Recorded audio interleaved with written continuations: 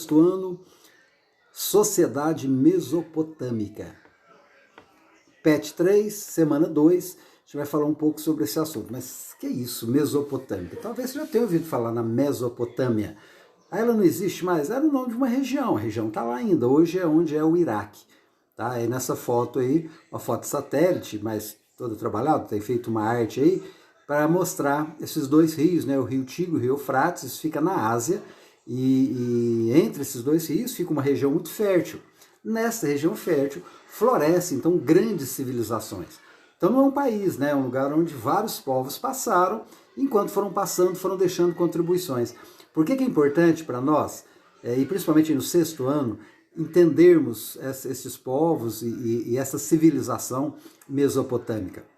É porque é berço de muita coisa que nós temos hoje, como a escrita, como a astronomia, como matemática, como as leis, então um monte de coisa aí. Vamos começar a entender um pouco. Então eu fui separando algumas coisas, presta atenção. Nesse mapa mostra claramente então que aquela mesma região, só que agora demonstrado no mapa com os povos, com a chamada civilização mesopotâmica. Então nós tivemos ali sumérios, assírios, babilônios, caldeus, persas, medos e outros povos também menores. Mas é muito importante que alguns deixaram contribuições muito grandes. Então a gente vai se debruçar aí sobre dois povos especificamente, nessa aula de hoje, que eu acho que define bem o que a gente precisa ver. Então vamos lá. Nessa região, né, na região entre rios, quais são os povos? Babilônios e sumérios tiveram importância muito grande. Eles estão nessa ordem aí porque mais localização geográfica. Os babilônios ficavam realmente um pouco mais ao norte, os sumérios eles viveram um pouco mais ao sul dessa região aí da Mesopotâmia, mas a gente vai começar a falar dos sumérios, porque é muito importante a gente falar de um marco da história, que é a invenção da escrita. A gente sabe dos egípcios, dos hieróglifos, já deve ter ouvido falar, mas e a escrita mesopotâmica, né? Quer dizer, já aí nesse começo de civilização, esse povo especificamente, tá?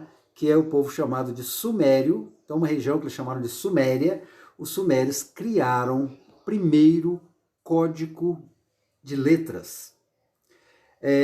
Cunhas, está entre aspas aí, é como se fosse pontas, né?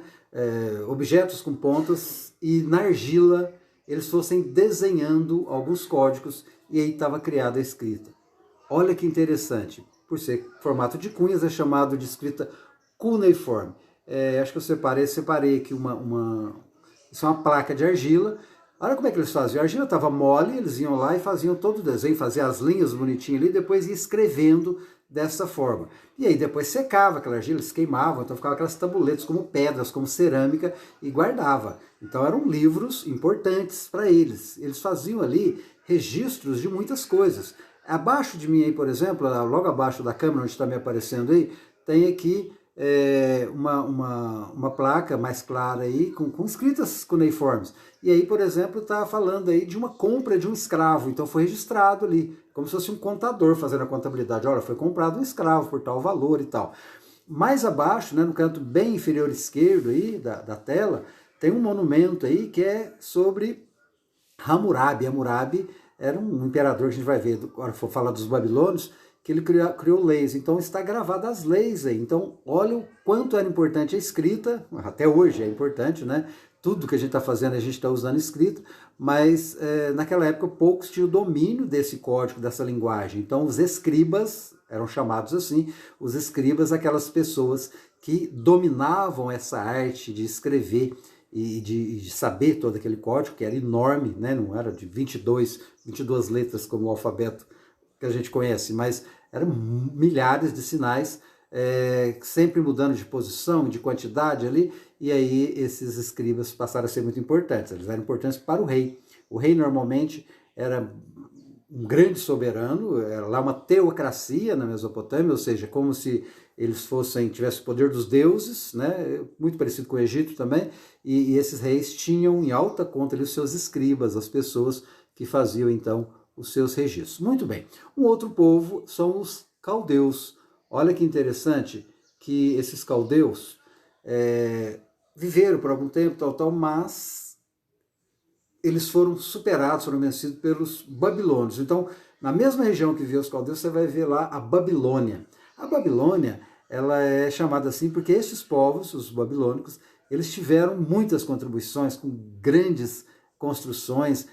Se você for procurar na Bíblia, é engraçado que na Bíblia, sim, a Bíblia é um livro histórico também, e fala muito dessa época e desse lugar onde é a Mesopotâmia, Rio Tigre e Eufrates. Então você vai falar muito sobre Nabucodonosor, você vai ouvir falar sobre o próprio Hammurabi, então muitos nomes vão aparecer que foram babilônicos famosos. Então, pessoas do povo babilônio.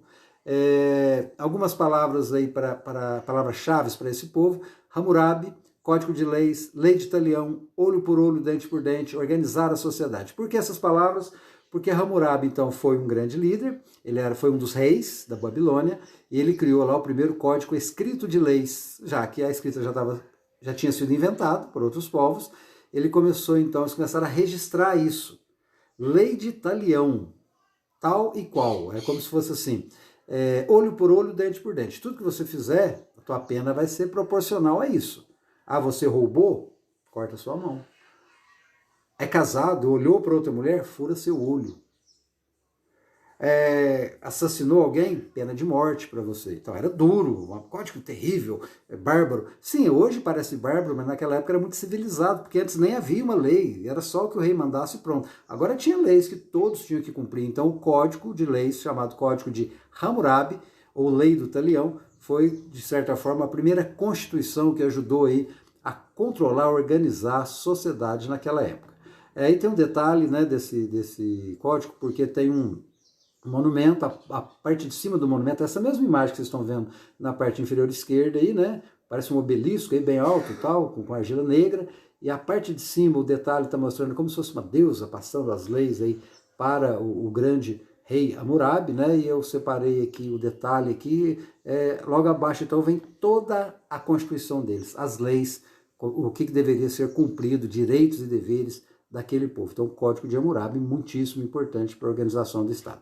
Lembram do professor Valtinho? O professor Valtinho tem aquele canal, se liga nessa história, já usei com vocês, acho que vocês têm que ir, têm que curtir, têm que se inscrever naquele canal, porque ele fala muito a língua de vocês, e ele falou algumas coisas interessantes aí que eu acho que vai ajudar a fixar essa matéria aí da Mesopotâmia. Presta atenção no que diz o Valtinho.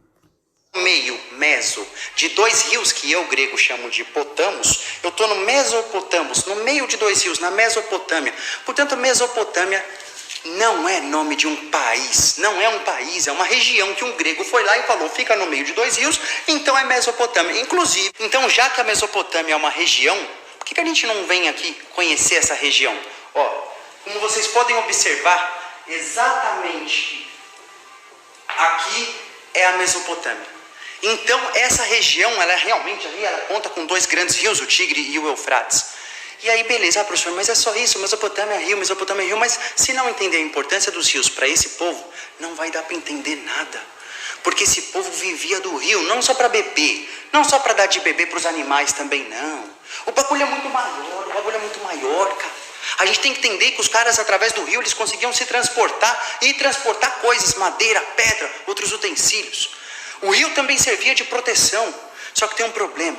O rio, que era o amigão deles, também era o maior inimigo deles toda vez que dava lá a primavera deles. Porque lá no norte tinha muita montanha, e essas montanhas no inverno ficavam cheias de gelo.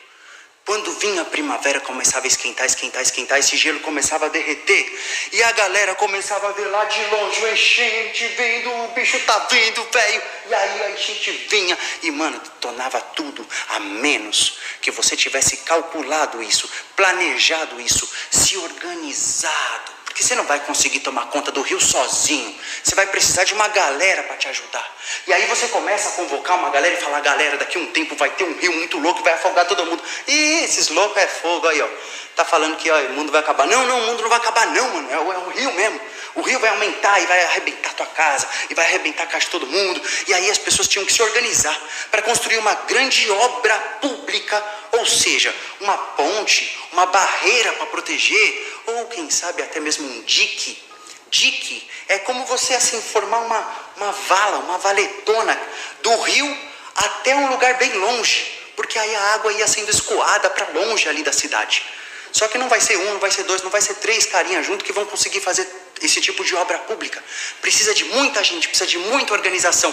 Daí que a Mesopotâmia é tão estudada, porque é um dos primeiros lugares que a gente vê o ser humano se organizando, montando verdadeiras cidades, montando um estado, um governo, tudo isso para conseguir controlar a natureza e poder ficar cada vez mais tempo no mesmo lugar. Exatamente. Então presta atenção, tudo isso que foi falado serve para a gente entender que não é um povo qualquer, não é um lugar qualquer. Né? A história da Mesopotâmia está ligada à história de como o povo começou a se organizar. O Valdir acaba falando aí nas chamadas obras públicas, né? Nas necessidades coletivas. Porque enquanto está lá o homem da caverna, cada um se virando, quando vê começa a ficar um grupo, já tem que se virar para mais gente, depois vai se organizando mais, viram cidades, aí sim precisa ter uma organização bem maior. E aí a importância então desse conceito, né, de criar, de ter registro de tudo, de criarem leis, de ter administradores, de ter pessoas, está na cena política, né, de ter pessoas que fazem cada atividade. Muito bem. Não é editado, né? É tudo praticamente ao vivo aqui, mas dá para a gente fechar aqui. Mais uma coisinha só para fechar, que eu acho importante, que é sobre essas três contribuições aqui, tá? A escrita, a matemática e a astronomia. Então, claro, esses povos mesopotâmicos criaram uma escrita que até hoje é muito importante, tudo que nós fazemos até hoje é registrado, a escrita é uma forma de registrar, criou-se a internet, sim, a escrita continua existindo na internet, continua existindo de todas as formas. A matemática começa contando quantas luas para a próxima enchente, contando quantos escravos, contando quantos sacos de arroz, de trigo se colheu, mas hoje, até hoje, a matemática é super importante. A astronomia, quando eles começaram a observar a natureza e os ciclos, criaram então os dias da semana, dividiu em meses, colocou o tempo em pacotinhos de 12, em pacotinhos de 30, em pacotinhos de 60, né? Segundos, minutos, hora, dia, mês, ano, século, milênio, tudo isso a partir da observação, então uma nova ciência chamada astronomia. É importante? Foi importante para eles? Muito. Foi importante para os outros povos daquela época? Claro. É importante para os povos que vieram depois, inclusive para nós? Sim, tudo muito importante. Então é isso. Valeu, gente. Obrigado. Beijão.